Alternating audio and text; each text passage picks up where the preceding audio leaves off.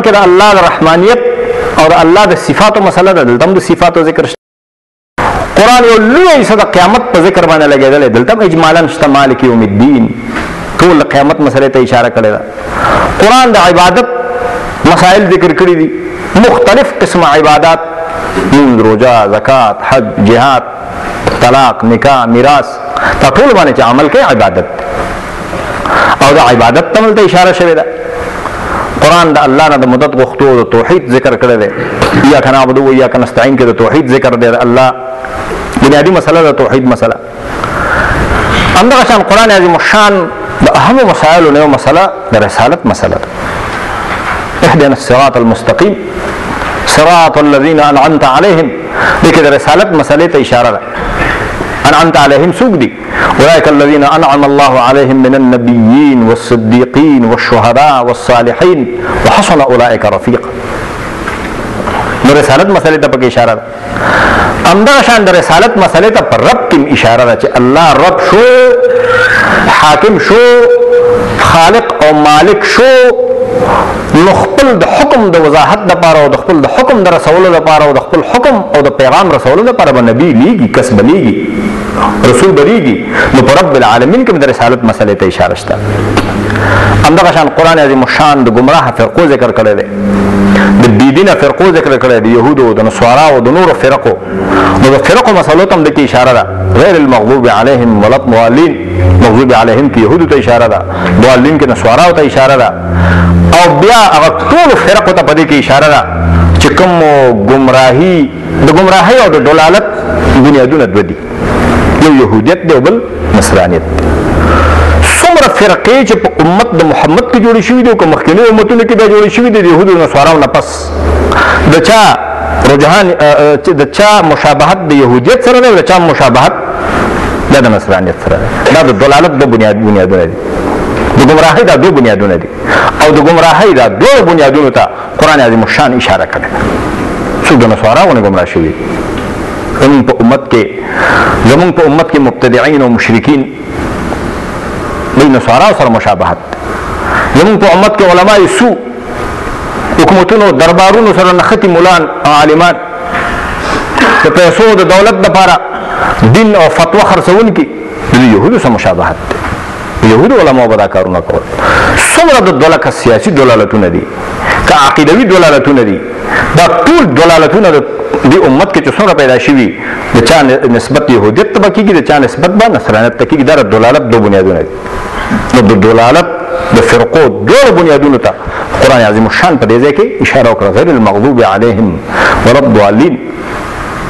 نو قرآن عظیم الشان چې کوم مسائل تفصیلا ذکر کوي، همدغه مسائل سوره فاتحه قرآن کې همدغه مسلې دي.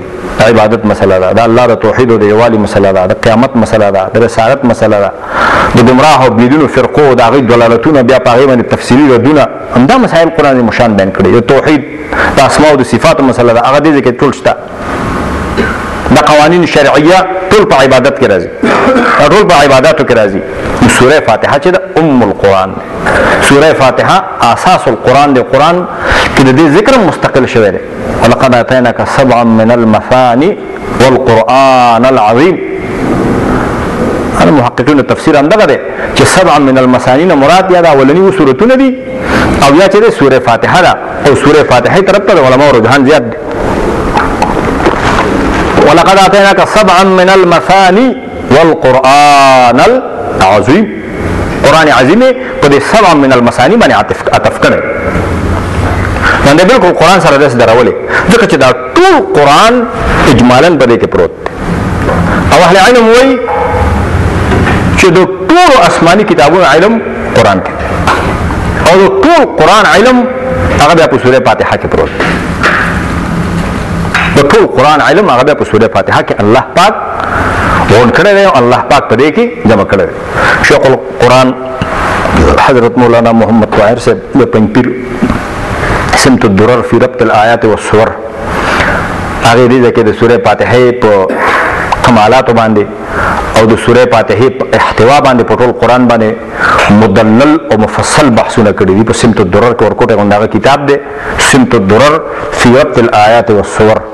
هغه قتل خدي خو مشرح بحث په دې باندې خپل ځای کې هغه کې کړی چې سوره فاتحه څنګه د قرآن اساس دی او څنګه د قرآن بنیاد دی او څنګه د قرآن نچوړ د قرآن عظیم الشان خلاصه د سوره فاتحه.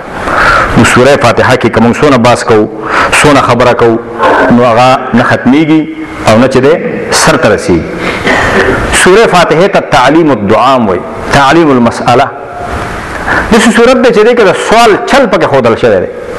الله نه کله سوال کوي الله لوی به بیان کوي، الله پاکي به بیان کوي، الله عظمت به بیان کوي، خپل عاجزي به بیان کوي او عهد به الله پاک سره وکړي د بندګۍ او دغه نه پس به سوال وکړي.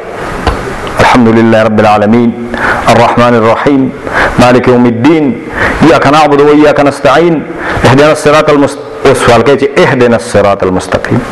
الله لوی دې بیان کړه، پاکي دې بیان کړه، حمد دې بیان کړه او دا دې ته ویل چې موږ ستاسو بندګي وکړو، ستاسو عبادت وکړو، تنه وکړو مقوا او بیا ته سوال وکړو. الله نه سوال کولو دا طریقه ده چې مخکې به الله حمد او ثنا وي، دا الله لوی او پاکي به بیان دې. موټر کې چې خلک ناشتي موټر چې روان شي دعا وکړي نو خل داسي اے موږ افغانانو کې څونه جهل دی هغه به کې دا دعا شو دعا کنه دا څه کوي کنه کې دا څه شي او ډوړې ورس دا دې خلکو اصلاح پکار ده. دا خو دعا نه کنه، دعا کې خود موټر دروانه دو دعا ټول ته معلومه ده. سبحان الذي سخر لنا هذا ورته الله حمد نشورو شو کنه وما كنا له مقرنين. یا نور چې څه قرآن د مشان کې احادیثو کې راغلي دي دا هغه بنیادی شیان دي چې دې کې د دعا طریقه مونږ ته ښوول شوې ده. د دعا طریقه زموږ قوم کې یو کمزوري بلم ده، زموږ خلک په دې باندې لا قایل شوي نه دي چې زموږ خلکو ته ته دعا به درته وکړم. دعا دې ځان ته وکړه خو روپۍ ماته ده خلک وایي که نه وایي دلته دا ډېر جرأت دی. دعا د ټولو مشکلاتو د حل کنجي ده. دعا ډېر بنیادي شی دی، دعا ډېر اهم شی دی، دعا ډېر ضروري شی دی. د کروڑو روپو د مال او دولت نه دعا ډېر زبردست شی دی. دعا ډېر اهم شی دی. دعا باندې الله رحمتونه جلبېږي، الله نعمتونه جلبېږي، الله کومک جلبېږي. دعا ډېر لوی شی دی او عظیم شی دی، ډېر عظیم شی دی.